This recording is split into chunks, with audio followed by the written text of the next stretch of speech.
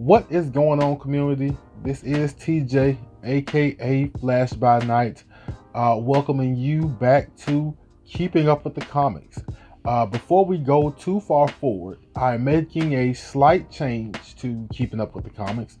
I've been trying to stay mostly spoiler free, but I think I'm going to move them back a little bit later in the week and maybe drop a spoiler or two to kind of help me review a little bit better. We'll see how that works. It may stick, it may not, but we are going to get on with it. And the first book I want to keep up with today is Miles Morales Spider-Man issue number 31. As I said before, we are getting back on target and we are getting back on task. We're coming out of the Clone Saga, which was, okay. It didn't knock my socks off, but it was a pretty good story. It left us with another clone of Miles, who I'm kind of interested in, named Shift, if you want to check that out. But also, we kind of had a couple of slow issues here and there. The 10th anniversary issue 30, which was really kind of a day in the life kind of issue, even though I had my problems with it. And so issue 31 gets us back into the action. And as the cover kind of tells us, we have date night between Spider-Man and Starling. I think it's Starling. And also the third wheel, Taskmaster. And it was not traditional date. I believe they meant to go to the movies or either take in a show, but they ended up just having pizza on the rooftop, which was a perfect opportunity for Taskmaster to swoop in, which tells me that Taskmaster has been creeping. I don't know what this is. I guess when you get paid to go and hunt down people, bring back people, then you've got to do your reconnaissance. You gotta look out and see where people are gonna be. But Taskmaster knew exactly where to be to catch these two. And when he sprang into action, he really sprang into action, and he did not spare any flesh or blood trying to grab his trophy, basically.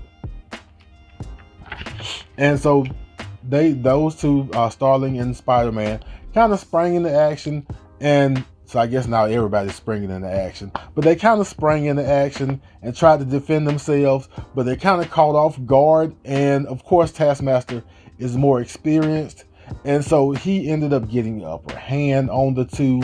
And they fought back. It was a really quick, breezy issue. It kind of reminded me of Moon Knight issue 3, where most of the issue is one big fight, and you get to learn things about the two participants, or in this case 3 participants. But it's just one big fight, one big chase scene, and in a twist, by the time that Taskmaster gets who he came to get, he did not come to get Spider-Man.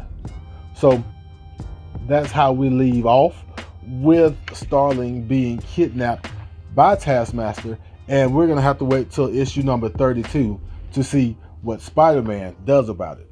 But Miles Morales issue number 31 was a pretty good book.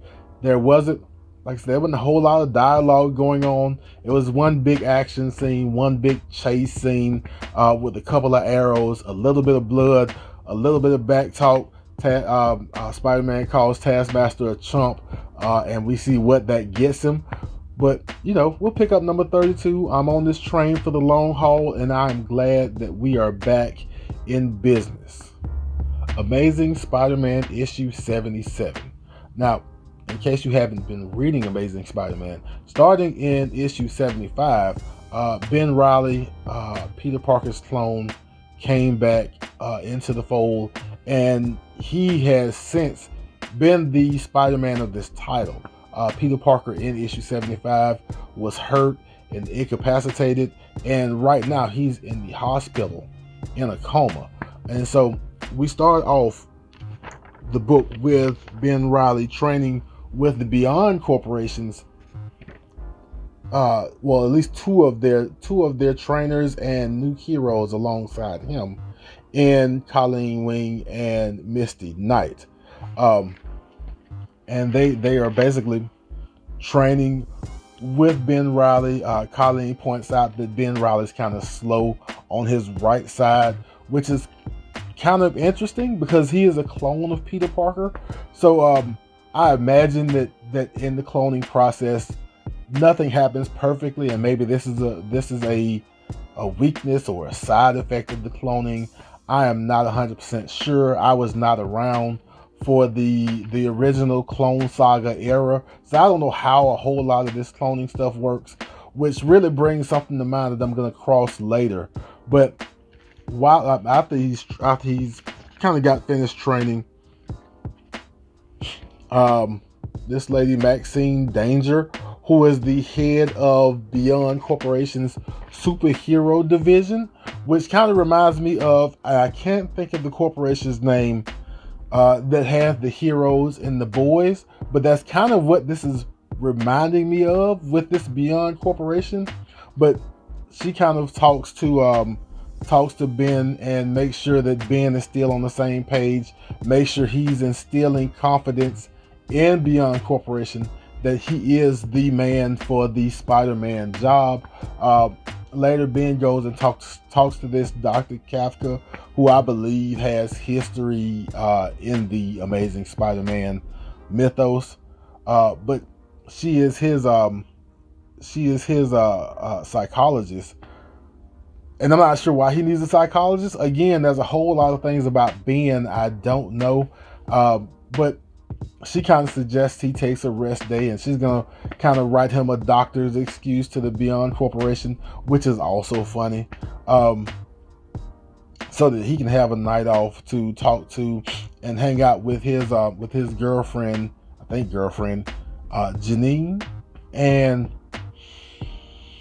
that also gets interrupted because he needs to go back and be Spider-Man, and I'm wondering because I don't know a whole lot about Peter Parker, but I'm wondering if that happened to Mary Jane or any of Peter's other significant others, where they kind of feel like they're playing side fiddle to Spider-Man. That was really interesting. Speaking of Peter is in a coma, and we catch up with him and Mary Jane and Aunt May at the hospital, and Aunt May wants to know, can Mary Jane, pull some strings, call some of the superhero community to help Peter out in this situation. And she's pulled some strings, but nothing's really come through. And apparently Aunt May has something up her sleeve. So we'll have to see what happens with that in the future. But I'm really, really interested. And he also being I'm gonna wrap this up, but being kind of at the end does end up fighting a villain who I thought may have turned things around, and apparently Ben thought he turned things around. I won't say who the villain is. I want to leave some kind of meat on the bone for you guys. But what I do want to know is we're 3 issues in, and I don't have, and it probably won't come quick, but I don't have this attachment, this why being is important thing with me just yet. That's what I really want. I've made a commitment to the book through issue at least 81, where there's a tie-in with Miles Morales Spider-Man, as the Beyond Corporation apparently may bump heads with the Assessor because the Assessor's not gone. But in this commitment of 4, 5, 6 books, including the side BEY books, I want to get a reason why I should really like or feel something for Ben Reilly as Spider-Man.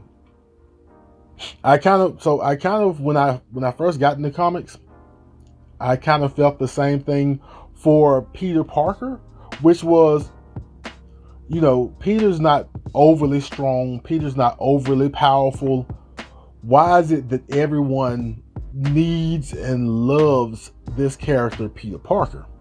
And then I read Tom Taylor's Friendly Neighborhood Spider-Man issue number 6, and I got that answer when he and this Spider Bite character, who I thought was a new character, and I bought it as a spec book, turned out just to be a kid who's terminally ill in the hospital, and Peter took the day with to have make-believe adventures. And that, really touched my heart. And I'm like, so this is what people see in Spider-Man. It's not being powerful, not saving the universe or any of this other big hero stuff. It's the little things, what Spider-Man means to people. And so that's what I want to get out of Ben Reilly in this book. I'm not sure if I'll get it by issue number 81, but it's kind of hard to invest in a weekly book if I don't have an attachment to the character yet. So I said all that to say that Amazing Spider-Man issue 77 was a pretty good issue. It did its job in telling you where Ben Reilly stands, giving you some information about maybe his mental state, maybe where he is in his head and what's expected of him. And it gave you some information about Peter. It did its job, but I need to feel something. I don't feel anything just yet. Maybe we'll get there soon. I'm hoping pretty soon because weekly books are, they're a thing. Anyway, Amazing Spider-Man issue 77. Pretty good book. We'll see what happens next. So that was Keeping Up with the Comics. I hope you enjoyed yourself. I hope you saw something you liked. I'm actually interested in whether or not you like the new format, whether I'm going on just a little bit too much, I'm giving away a little too much, if I'm not doing enough. Whatever you think of the new way I'm trying to do this, go ahead and leave a comment. Good, bad, ugly. I'm a big boy. I can take it. But if you enjoyed yourself, go ahead, hit that like button.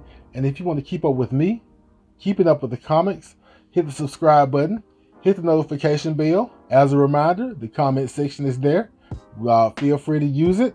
But as we always do at this time, love yourself, love others, and I will be back in a flash.